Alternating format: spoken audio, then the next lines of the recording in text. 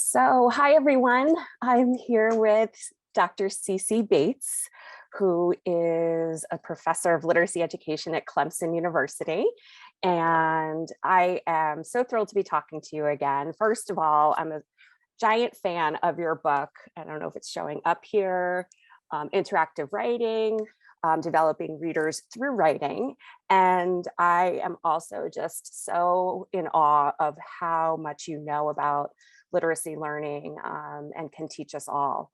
So I thought we could get together and have a conversation where we're bringing in the perspective of the sciences of reading and using all we know about the sciences of reading to accelerate student learning.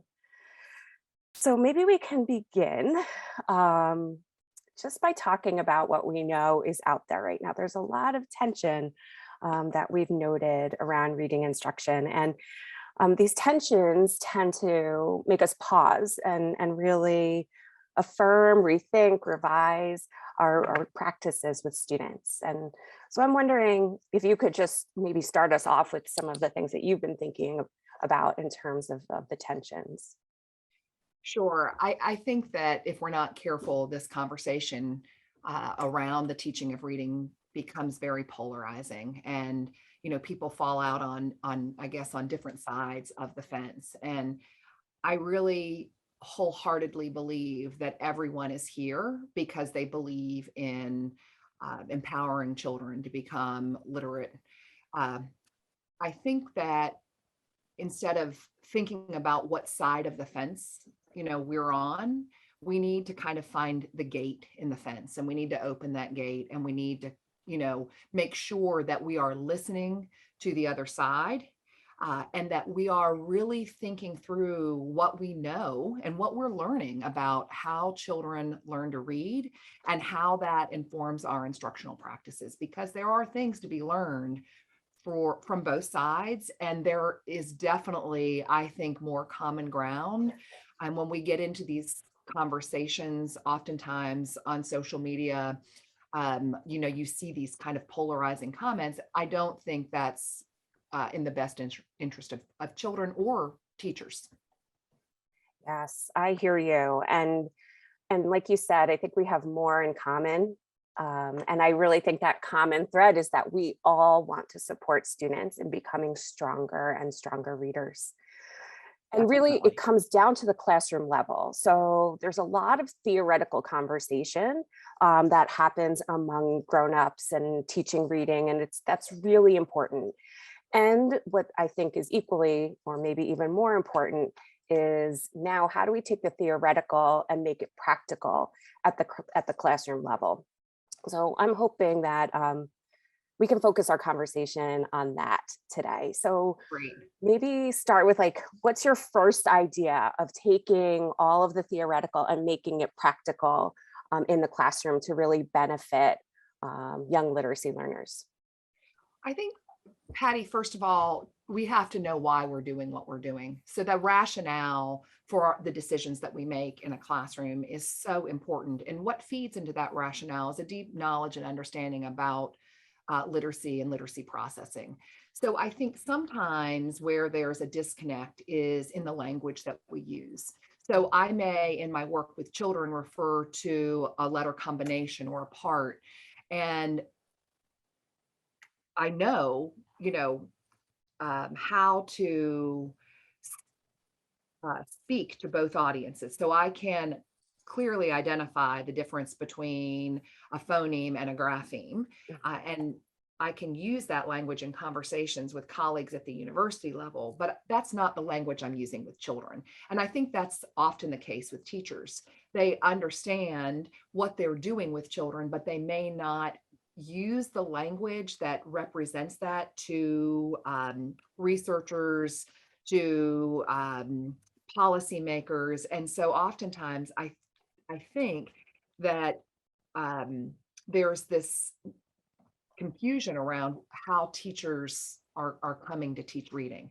And there's I think at some levels, and maybe this goes back to the first question about these tensions in the field, a mistrust that teachers don't know what they're doing. And so we're going to simplify this and give them a prescription that every teacher is going to follow for every child. And what we know is that children are very individual in their learning trajectory. And so when we follow, a lockstep prescription and we don't differentiate for children that are already know and control all of the skills that are set before me as a first grade teacher, or children that still are working on recognizing the letters in their name when I'm supposed to be teaching consonant digraphs. There's a disconnect there. And so as a teacher, I have to figure out how to differentiate my instruction to meet the needs of my learners. And I think really need to feel empowered as an educator that I know what I'm doing, that I have a strong rationale for the decisions that I'm making. And so I think part of that to elevate this conversation is to help teachers own that language around literacy, teaching, and learning, and to be able to clearly articulate that they do know the difference between phonological and phonemic awareness. So I think that at some levels, we don't always give educators the credit that they deserve, that they are professionals and they know their jobs. So I think, kind of unpacking some of that language, being very clear, that we understand that a phoneme, is that individual sound unit, and that a grapheme is the letter or letters that represent that sound.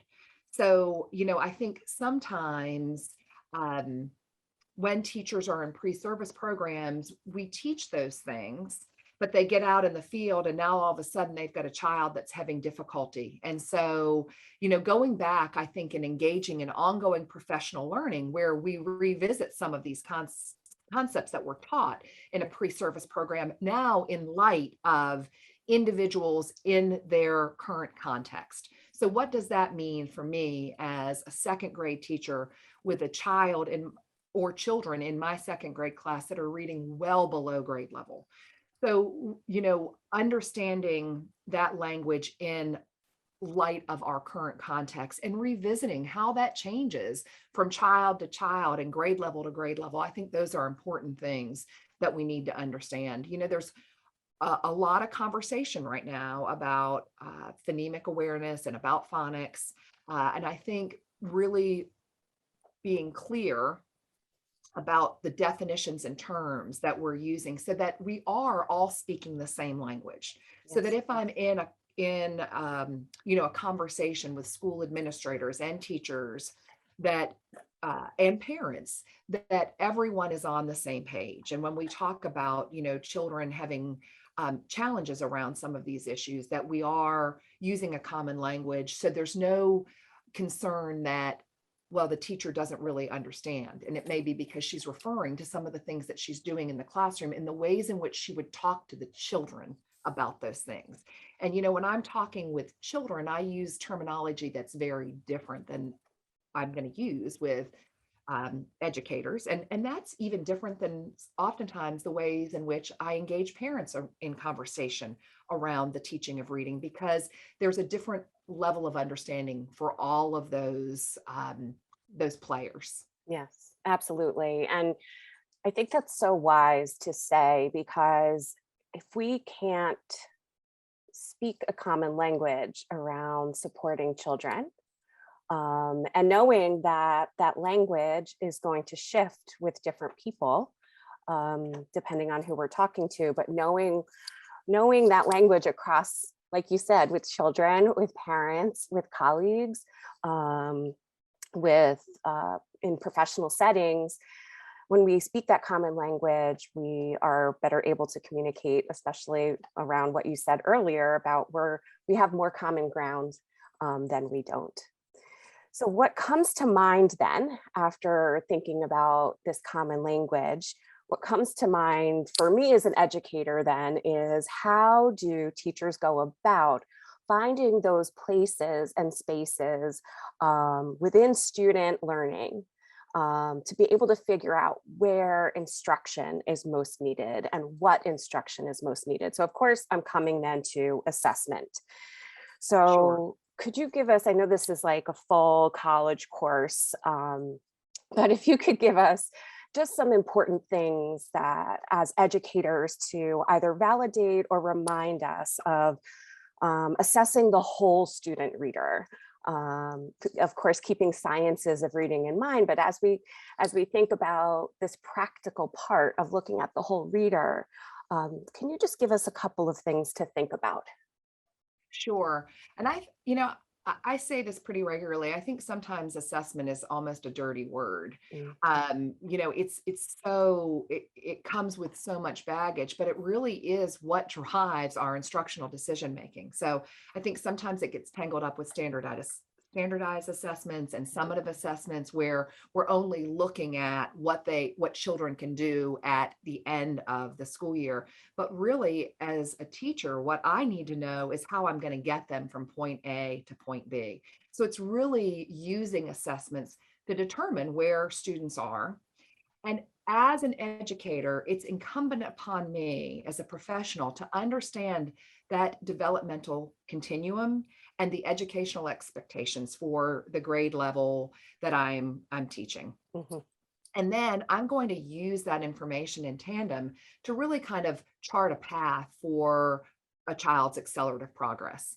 I have to know, what this child knows and controls, and I have to see how that fits within the overall understanding of what a first grader is supposed to know and mhm. understand in my particular district, in my particular state. So that also means how the standards, my state standards, play into those educational expectations. And then it's really easy to see how each child's path is going to be different. Mm, So, I mentioned just a couple of seconds ago about having children, at all different points in their literacy journey in a first, second grade, kindergarten classroom. I mean, we could name any point in a child's K-12 education and see how children are progressing at different rates, how they have different strengths, and they bring to bear different things on their learning. And so, as a teacher, if I don't know clearly that this particular child that I'm working with is a confusion between, let's say, H and N and R, because those letters are all so visually similar, and that child's still trying to sort that out, and I'm teaching for that. But my prescription that is mandated at the district level or at the school level tells me that I'm supposed to be working on consonant digraphs and I'm teaching SH. Well, I've got to really now think about that scope and sequence continues to march on. It doesn't matter that this child is still trying to sort out the difference between H and N and R and how they, looks very, very similar. And so I've got to make sure that as this marches on, I'm still teaching this particular child.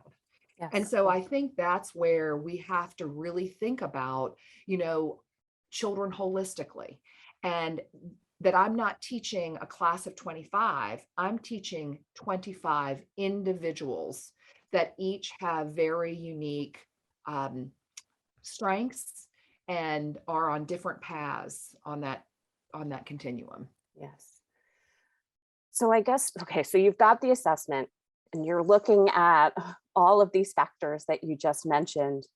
And you alluded to this, and I think I'm going to ask you to say more about this. So you notice that students are having difficulty with this particular area, say the difference between R, N, and H as letters. But the curriculum is saying that we should be teaching this, like you said, digraphs. How then does a teacher make a decision instructionally about that? Like, what are some things that we can, as educators, practically do when we have both the curriculum and also the information in front of us? What are some ideas you have for Good us? question. I think, first of all, we have to be very careful about the way in which we engage in grouping practices, right? Mm, So if I'm expected to teach whole group all day long, I'm going uh-huh. to have a very difficult time differentiating my instruction to meet the needs of those individual students in my classroom. So I'm really looking to use that assessment to inform the ways in which I group children. So I may need to work with a child one-on-one. I may need to pull a small group. I need to recognize that just because I pull a small group of children doesn't mean that those children should be slated in that small group all year long. Right. So there should be an ebb and flow in our grouping practices based on the patterns that we're seeing from the data that we're collecting and how we are using those formative assessments to better understand our students and their needs. So I definitely think that it's around our grouping practices. It relates to differentiated instruction. And it's also in those moments when I am teaching whole group, knowing how I can then tailor and adjust instruction to meet the needs of individuals in the moment. Yes. So, that's a lot. I think we have to be very systematic in our assessments. We have to be very organized in the way we keep up with those assessments. And it also involves a level of reflective practice on my part as a teacher. So if I don't sit down at certain points, in the day when that's possible, and at the end of the day and reflect on what's happened, Mhm. I'm not going to remember, Right. by the next day. I mean, really by probably later that afternoon, that gets lost in a sea of all of the other, interactions that take place within a primary grades classroom or any classroom for that matter. So I think being, again, detailed in the ways in which we record the observations that we're making, and then using those observations, not just getting them down, on some kind of sticky note that's going to then transfer into perhaps a checklist on certain skills that I'm looking to see children control, but that I actually engage in that reflective practice, as I mentioned, so I can then use that information moving forward. Yes. I mean, it's really a multifaceted process. It's not, I can't do any one part and expect to meet the needs of children. Though all of those pieces, not only the observation, but the ways in which I record my observations, the ways in which I go through and then look for patterns and trends across what children are taking on, so that during that whole group lesson, I know which children I can then, for example, during interactive writing, call up to a chart to add to what we're getting down on paper, because for that particular child, there's going to be a connection there. It's right at their critical point of something that they're taking on and they're learning. Does that make sense? It does. It does. And um, I'm just thinking about that and putting kind of what you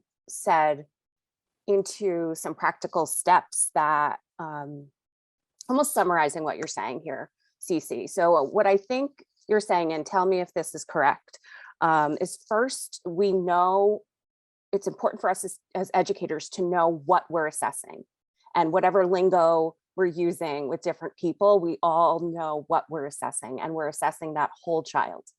And as we are assessing that whole child more in a formative type of way, rather than, in a summative way, we're looking all the time at what students know, almost know, and not yet know, or as you say, control, maybe almost control or not yet control. And then we're making instructional choices based on that. And those instructional choices can be in grouping. It can also be in the content that we choose, and also in the practices, just like interactive writing is one of those practices. So Definitely. I think, did I miss a step in there? No, I think that's a great summary. And I'll tell you, the end goal, I mean, is everyone has to know, right? SH, for example. Yes. So it's not that I don't expect the child who's still sorting out the difference between these visually similar letters not to get there. But if I don't deal with the confusions first, I'm never going to get them to recognize, this letter combination that produces the sound. So it's really important for me to know and to dig down, Yeah. because if I just expect the child to take this on and I think, well, they're not learning it, but I don't I don't drill down, I may not recognize that this is where the confusion lies, Yes. right? So I've got to sort this out before I can move on to the, to the grade level expectation of Yeah. whatever it is. Does that make sense? It totally makes sense. And I guess some of like almost layman's words that are coming to mind is that teachers are detectives first, that we're like seeking out Definitely. what it is that is the confusion. And we're finding that. And we know what our destination is, but we're looking for the places that are challenging, that are challenging. Yes, and I mean, I go back to the title of one of Mari Clay's books that she wrote, by different paths to a common outcome, right? And that is, we all have the same end goal, Mhm. but the ways in which children get there are going to be vastly different. And it's not just because one child may have some, confusion around a few letters. It's also because children bring, each child brings a unique, um, you know, a unique perspective Mhm. to their journey as a literacy learner, and that includes, their culture and, um, you know, their motivation to engage with text. And there's so much that feeds into that. Mhm. So that piece too is so important, that we understand our children and those funds of knowledge that they bring to the school setting, and that we recognize those and value those and honor those Yes. as part of what takes them on that unique path to that common outcome. Yes, absolutely. And you know what? I think those are beautiful words to end on. That really we're working with children. We're teaching children. We're Mhm. educators of children. And we're looking at the whole child, not just their cognitive skills, but also who they are as humans, what they bring with them, their experiences, their motivations. Um, it's a human experience teaching reading. And so thank you, Cece, for sharing your wisdom today and helping us think about practical ways of using all we know to accelerate Sure. student literacy learning. Thanks for having me. I appreciate it.